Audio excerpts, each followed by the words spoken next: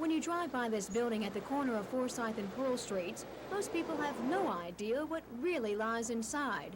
The Greystone Gothic building houses the most complete collection of Beaumont City history and an impressive array of taxana.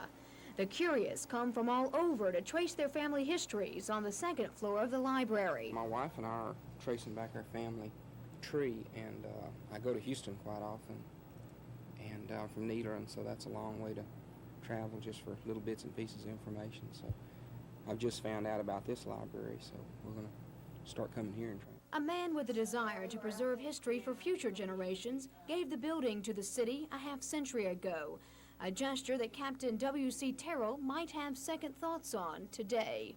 From the mid-1920s until 10 short years ago, this was the public library for the city of Beaumont. Area residents came here to the old Baptist church building to do their reading and research. Now the building is in an incredible state of disrepair, due in part to the lack of state, local, and federal funding.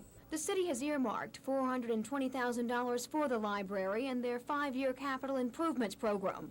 But it will take at least 3 times that amount to restore the Tyrrell Historical Library to its former glory. I think historic preservation is so important, and as you drive around Beaumont, you really do not see very many buildings that have been preserved. Most of them have been torn down and are parking lots or a supermarket or something like that.